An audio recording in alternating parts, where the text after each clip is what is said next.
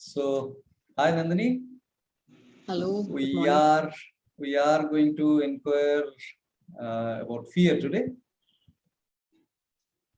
Yes, thank you. Yes. And you are aware of this fact that this call is being recorded, Yes. and we might end up sharing this for the further inquiry with all the viewers.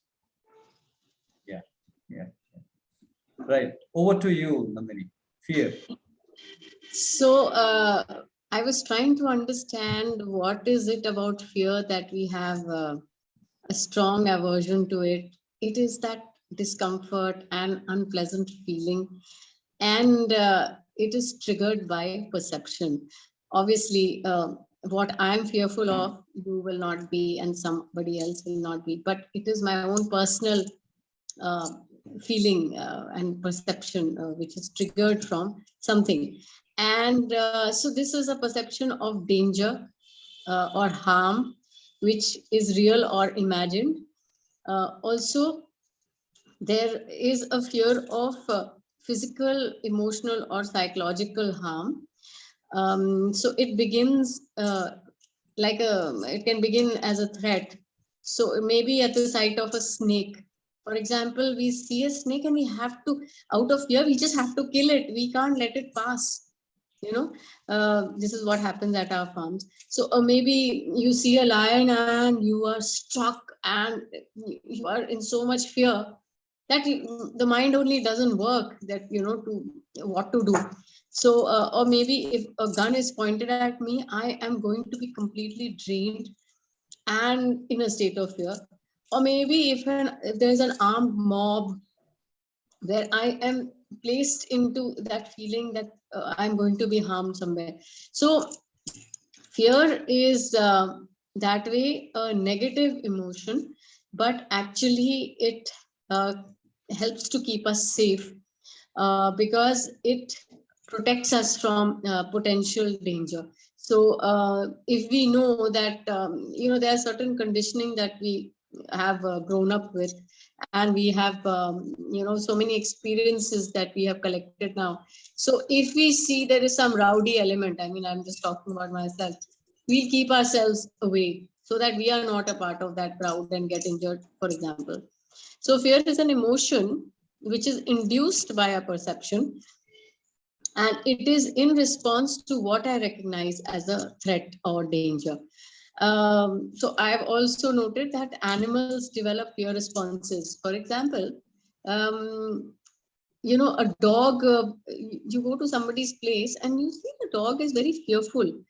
Or when some animals have been traumatized by humans, they develop, there is a kink in their personalities also. So there are these responses also. I've seen in our farms, there are certain cows that don't like human beings coming close to them, so they will kick, and when at the milking time, so there is that fear. There is a stick that the man will take, and the animal just gives up that response of hitting and kicking, and allows the milking to take place quietly.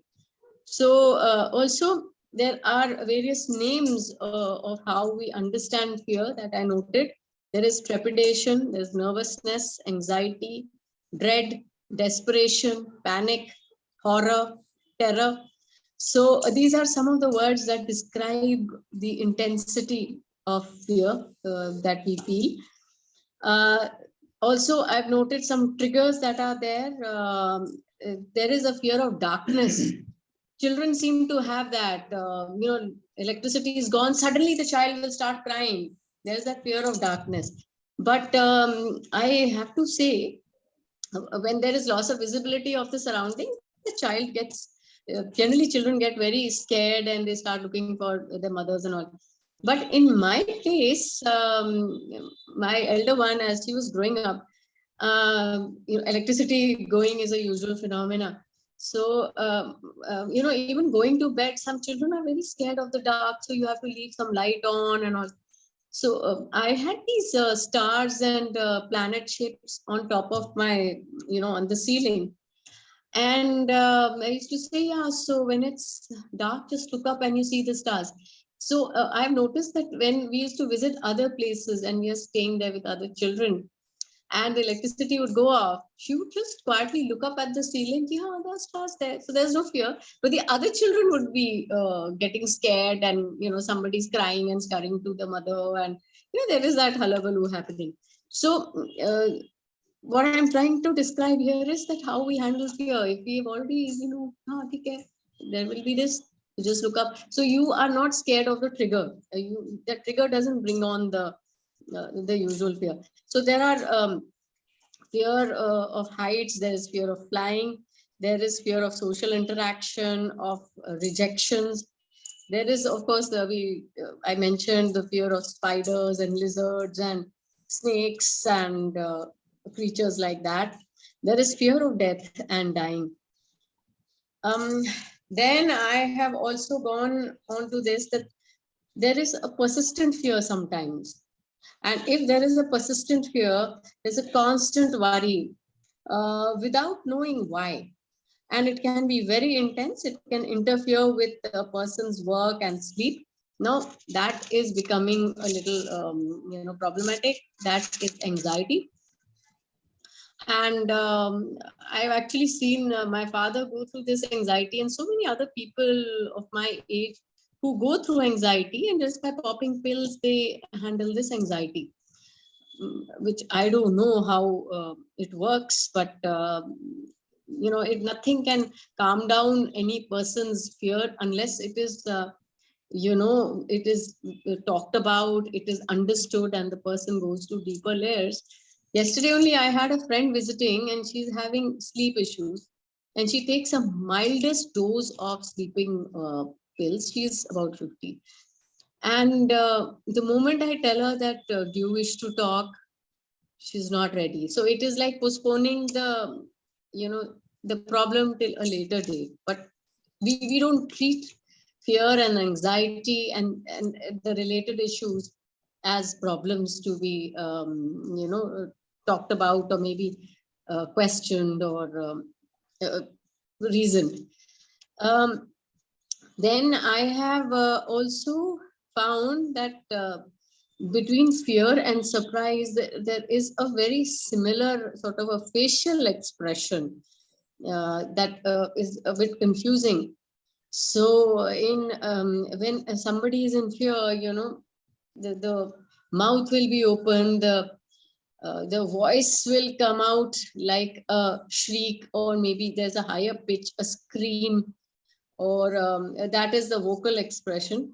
And the whites of the eyes, that is what is fear, but which will express the fear. But the surprise would be a rounded eye, this thing, but without this high pitch and all. And the sensation also on the rest of the body will be a certain coldness, a shortness of breath, there's tightening of muscles in the arms and legs.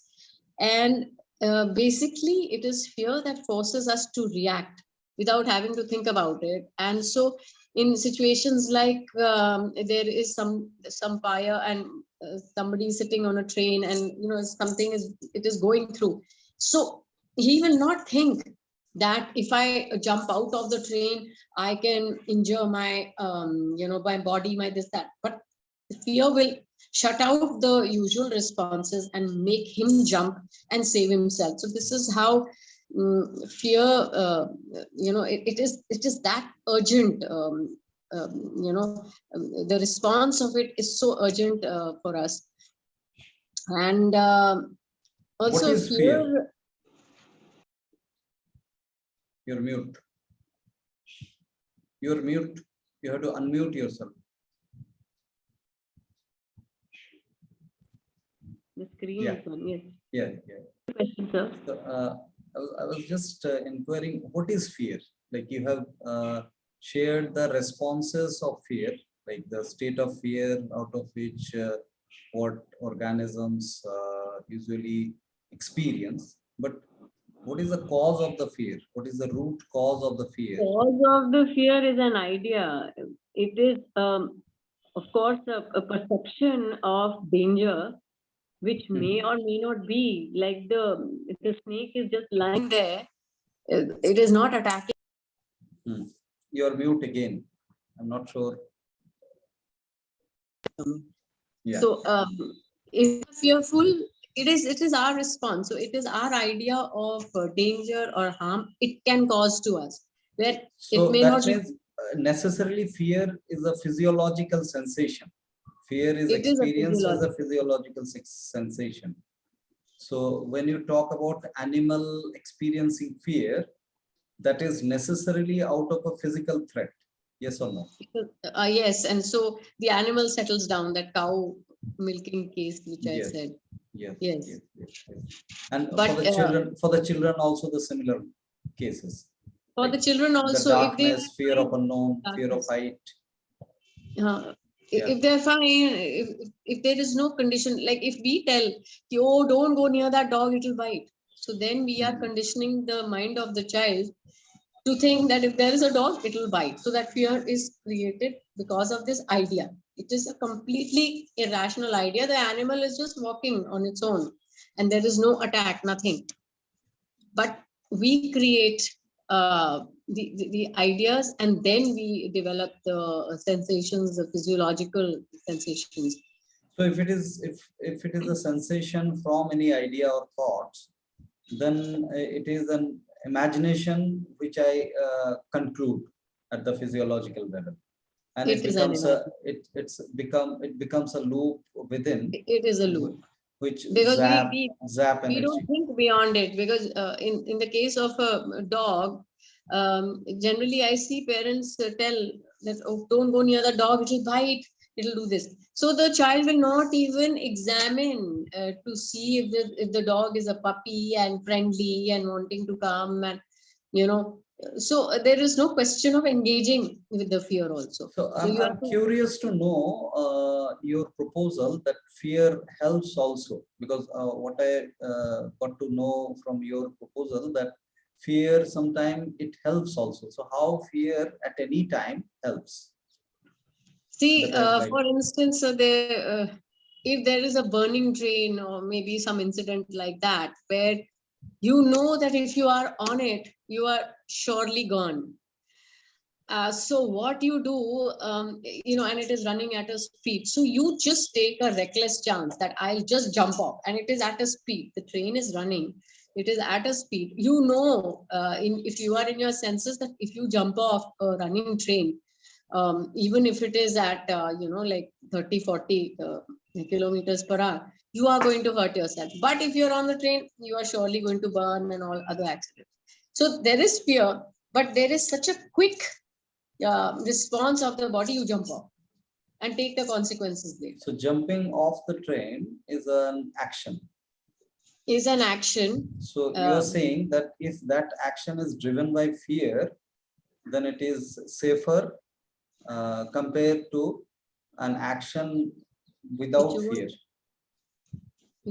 Yes, you won't take that. And so you would probably perish. This is the example I thought of. There is one more in a matrimonial case I had seen. These were very young husband-wife. The boy wanted to, get rid of his wife.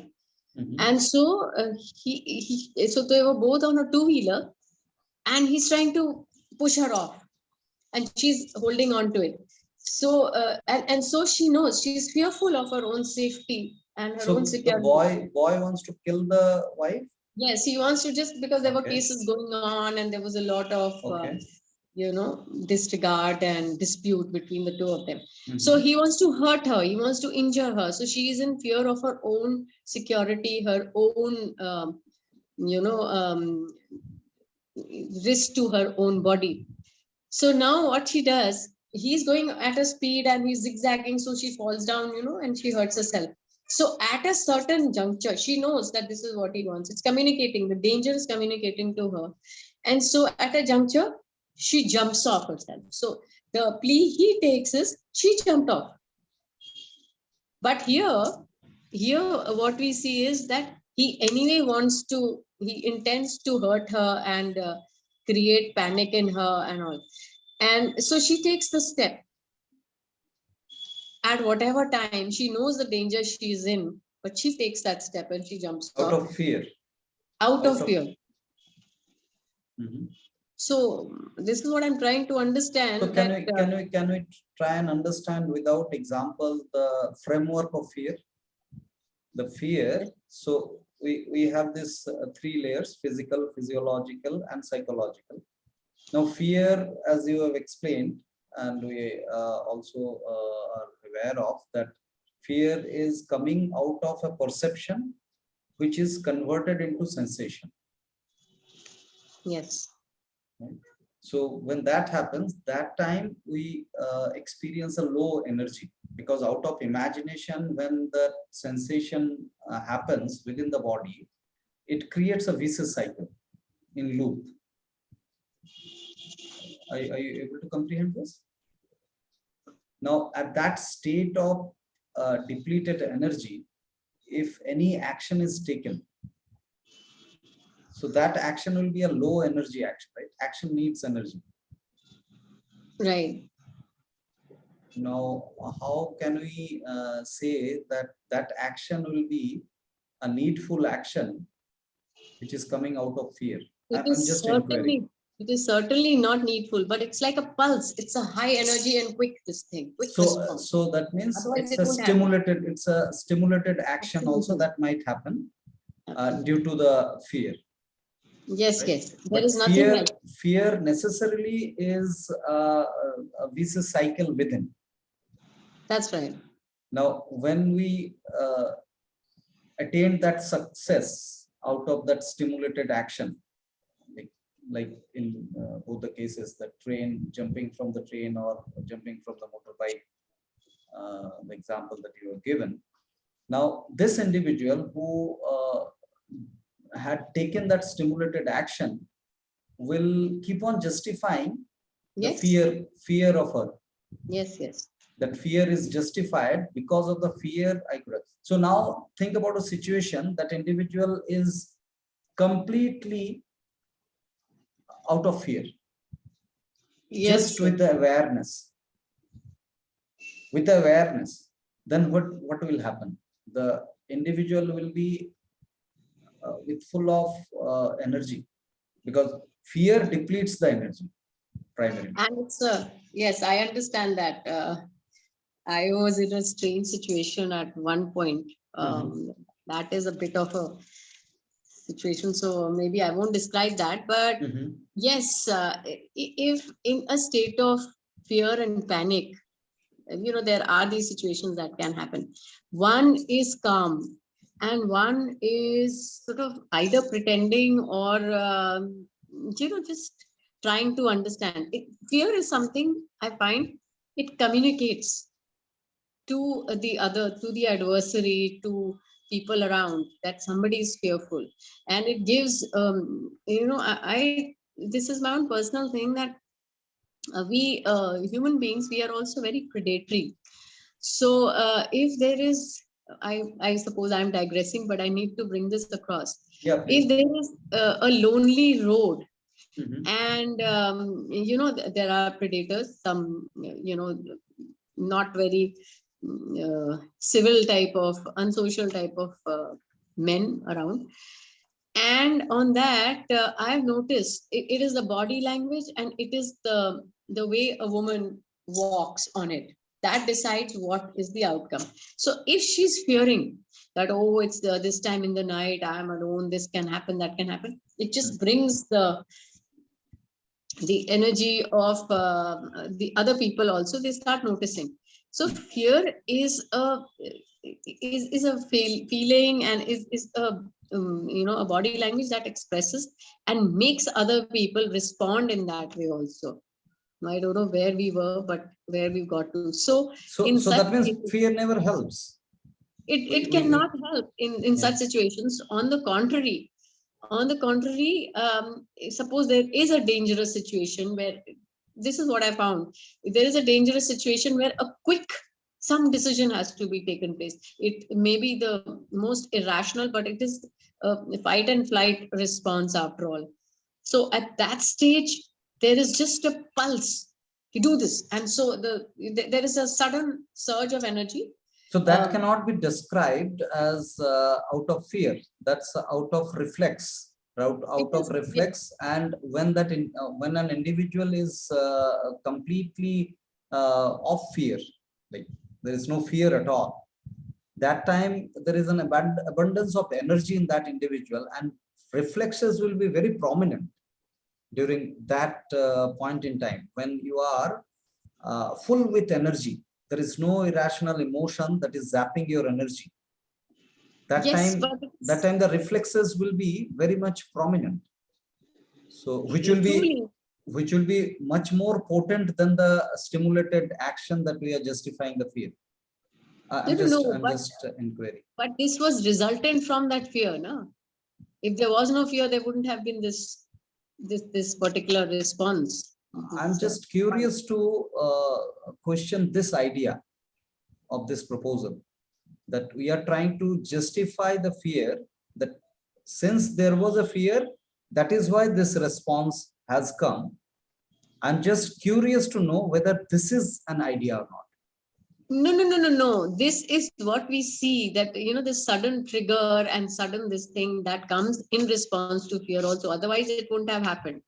The girl wouldn't be jumping off the two-wheeler, and if she wasn't in fear. Why not? That's what I'm saying. Like for the first time, suppose if somebody is experiencing fire, then there will be definitely a reflex that the moment you touch fire, you will remove your hand, and that removal is not out of fear. That is out of the awareness of the heat that you experience physically, physiologically. That's right.